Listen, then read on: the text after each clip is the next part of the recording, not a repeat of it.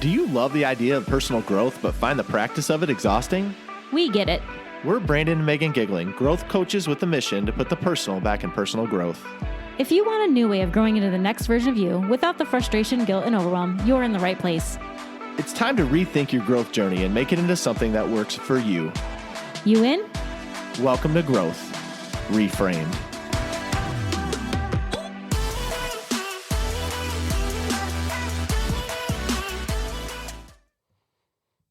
Y'all, welcome back to another episode of Growth Reframed. We are so happy that you're here.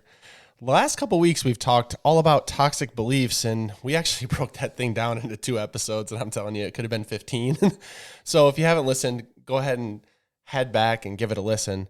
But this week, we want to talk all about unplugging. We sure do, because we recently had the opportunity to do just that.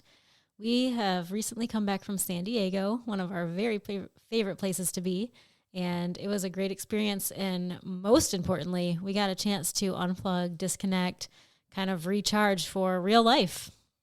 That's right. And in unplugging, I'm just going to snap. adjust your mic because guess what? We're real people here. We're recording, but I want to make sure it's correct for you.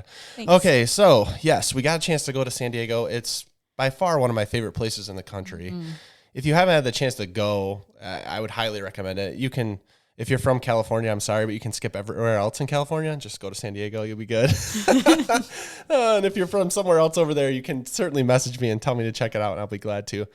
But yeah, I think for us, we've talked recently about just feeling strung out, feeling burnout. We call it the personal growth burnout. And so when we've been talking about that and doing all the things we're doing, you know, we work a full-time 9 to 5. We're owning a company. We're doing this. We're doing now video. We're trying to bring all those things in. And it's hard, y'all. It's a slog. A lot of times I feel like it's just a slog. And most people I talk about out there, most people in my life, or just some of y'all, it's like you can't put a finger on what it is, but yeah, it feels a little bit uneasy right now. And there's a lot of craziness going on. So we realize every year now, when we get a chance to go to this, we usually go to a conference, and every year we get to go do that, just how important it is to reset, to get us out of our normal cycle that we're in. And usually by that point, we've, most of the time it's in March, we've had a few months to build up some funk in our backlogs that we need to clear out and just have a chance to connect, unwind, and just be. And that's what we want to get into today. Yeah, and especially if you're living in a colder climate where spring hasn't come quite yet, this could be even more real for you, because sometimes that need to unplug, to disengage, for me at least, will happen as the weather is kind of nasty and you're just like, it's that seasonal depression type mode that you get into. Seasonal it's like defective disorder or whatever it's called. Affective, thank you. But I mean, you might feel it a little bit more, that need to just kind of unplug and reset yourself, just because of the time of year it is. We're so close to spring, but even still, there's a lot of just rainy, yucky days, at least where we are, and it can just feel so monotonous and so like, I'm just ready for something new, something different. But anyway, back to the whole San Diego thing. We are lucky enough that we get to go for business and for pleasure. So we go to the Social Media Marketing World Conference every year, and that is such a great experience for us. We learn so much, but every year we make it a priority that even though we're going there to work and to learn, that we also take the time to be together as a couple, to be together to have fun, to be together to be childless again for a few days, to have just that enjoyable connection time, because it's so rare for us. And to have that time to just be us is so fabulous, because it just doesn't happen. I mean, you guys know it's life. It's all the things you have to do day in, day out, and you're just desperate for unplugging. And yeah, you might get a few moments here or there each day, but it's not nearly enough. Like, I try to sneak away and, read for a little bit every night, but yes, I'm unplugging, but I'm not unplugging to the extent of like actually letting go of some things. Mm-hmm. Yeah. And I want to break it down too, because like what I mean by unplugging. And so like when I think about it, and you can tell me if you think different, I think about breaking yourself up from the normal routine. So like unplugging from the normal task of your life. a lot of times it can come in the form of like social media, for example, like unplugging from technology, or I'm not going to do that. Right now I'm just, and maybe that is a habit. I think it's a habit for most of us, but I'm talking about breaking up your normal routine, the never ending Groundhog Day that you tend to live in, that we all tend to live in, the hamster wheel, whatever you want to call it. And that's really what we're trying to talk about, is just like breaking out of it. So whether you're single, whether you have a partner, whatever, we fall into patterns of how we're living, and this gives us an opportunity to get away. But we'll talk a little bit more about our experience, but I also want to talk and just state that whether that voice in your head is saying, well, I can't get away right now, I don't have the time, I don't have the, vacation time, I don't have the funding to do that. Totally get it. But just thinking about ways while you're listening to this that you can break up your normal routine will be immensely helpful to you when you're trying to do that. And so when we get to San Diego, like Meg said, we get the chance to work in some fun. We get the chance to work in work. So we leading into it.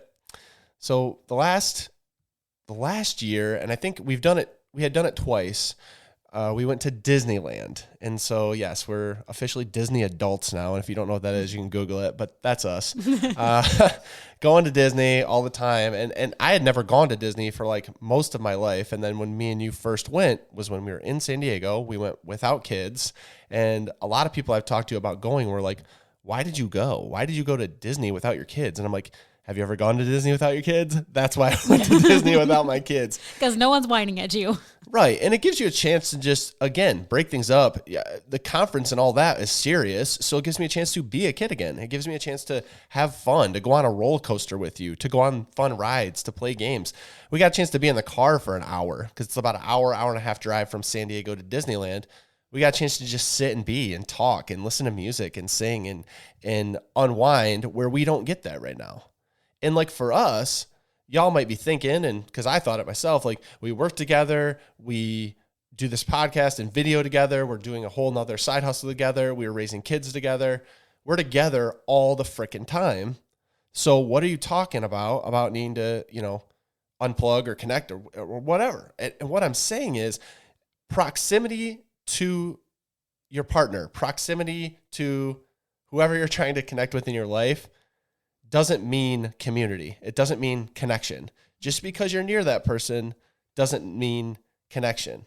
And so for us, we really knew, I think going into this too, and you could speak to it, the fact that we both individually needed it for ourselves, and then we both needed it as a couple for ourselves. So regardless of how you're looking at it, we needed it, and we needed it big time.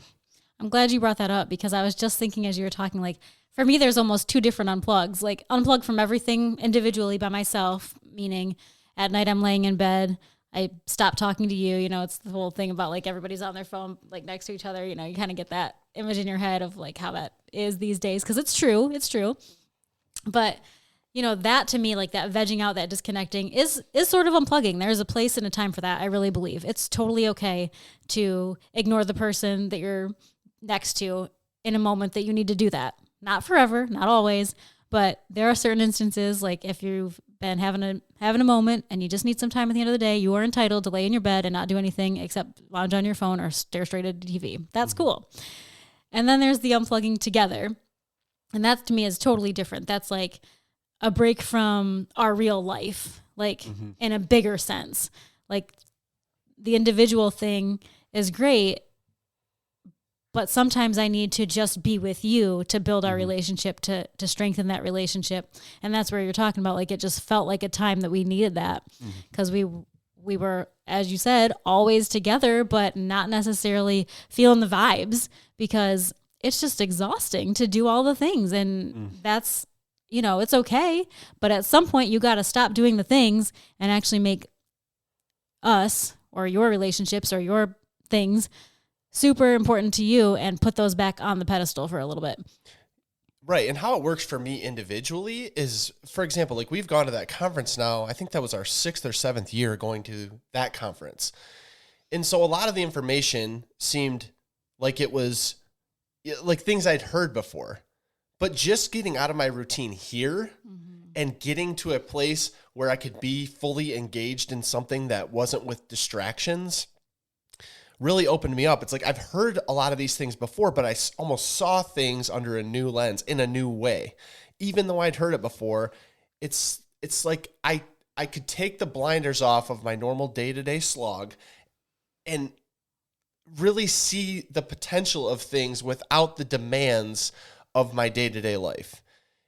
I know for me, like, I know we're talking specifically about like our trip, but I think for your own life, I felt last weekend, I just felt like, man, I'm on social media all the freaking time because like I'm trying to, we're trying to be honest, we're trying to build a brand. We're trying to like bring video. We're trying to do all these different things. And that brings me more onto social media. And so I just felt tired.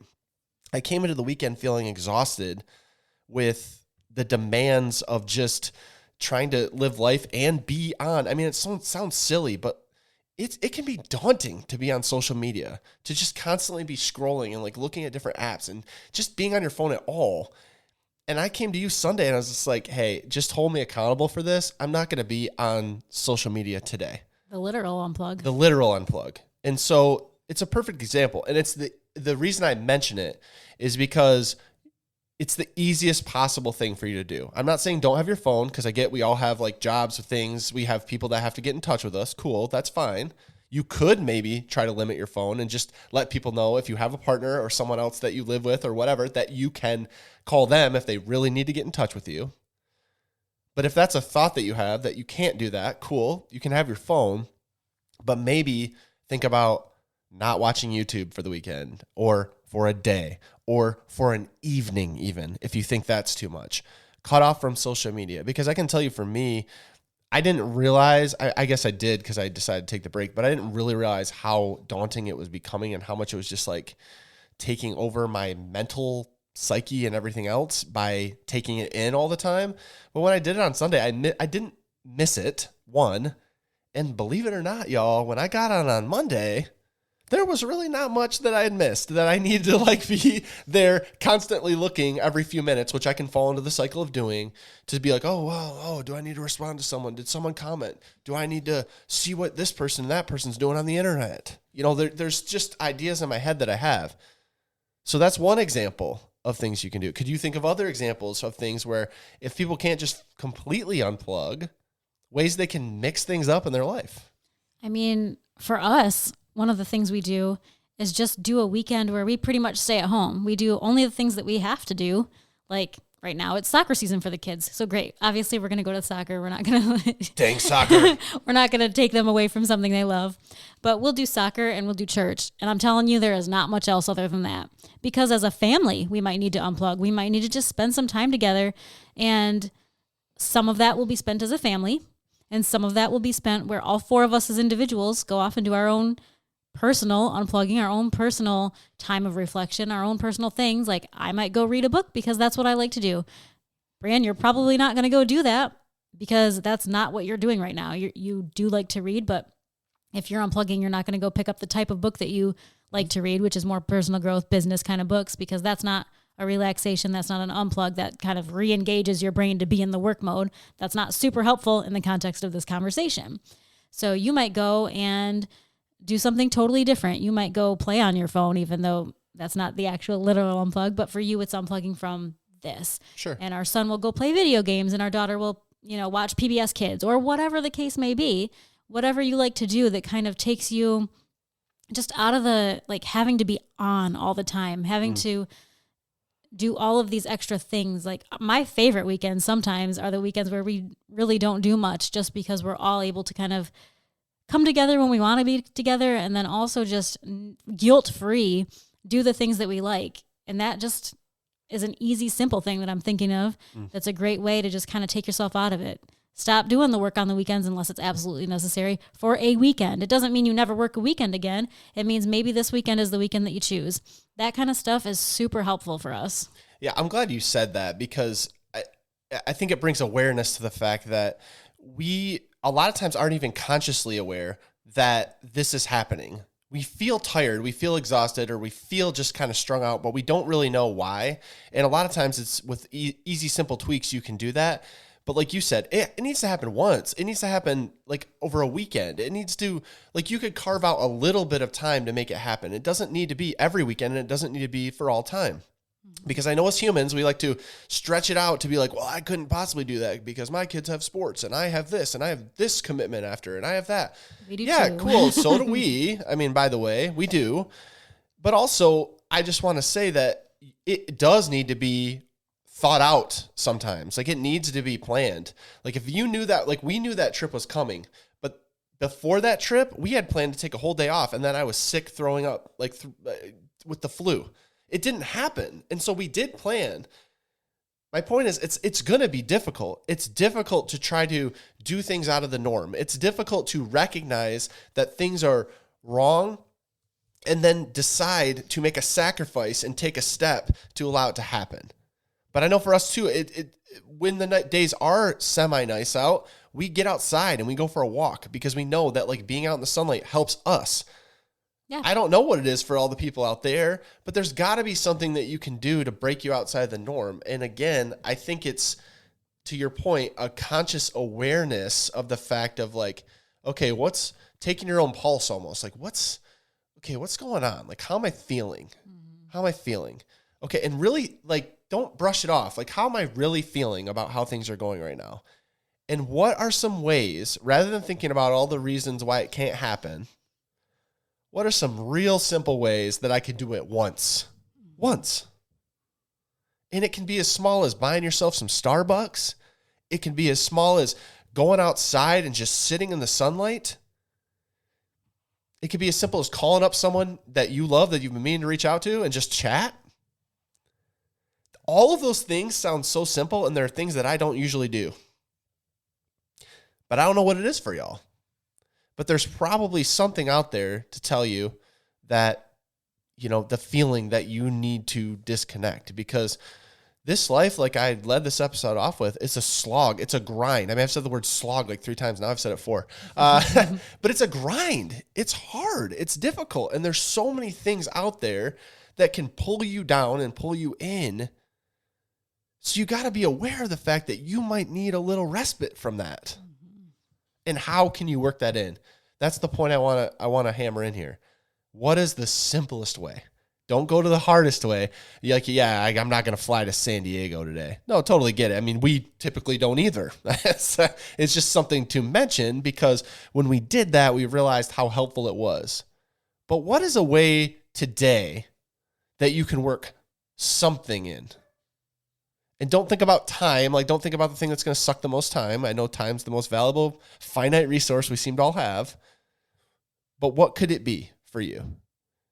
And if you can answer that, and if you'll be willing to try it, I think you'll see for your life that it will make a difference in the short term. And then the long term, you can plan out further out the things that might take more time, or things you would like to do that you've been putting off. But for the short term, just give yourself that small win. Give yourself that little scratch of the surface to see how you might feel if you looked at it in a different way. So this week, wherever you're listening to this, we encourage you to just take a little time. Take 5 minutes, take 10 minutes. Write a list of a few things that you know would help you feel reset, recharged, relaxed. And do one of those things, even if you only have a few minutes. Maybe the following week you'll find a few more minutes, and then a few more minutes the week after that. Just start to really put that in the back of your head, like, this is something that I want to do, and write down the ways that you can try to do it, because there are individual ways for all of us to go ahead and get that disconnect, that recharge. I don't even remember the name of the title of this episode right now. It's Unplug. Unplugging. Thank you. I was like, there is a word here that I am looking for. Disconnect, recharge, unplug. Guys, go get yourself unplugged, even for 5 minutes. We will see you here next week. Thank you so much for listening. We love y'all. Thanks for listening to Growth Reframed. If you enjoyed this episode, please make sure to subscribe and leave us a review. We would love to connect with you, so shoot us a DM on Instagram @Growth Reframed. We love y'all.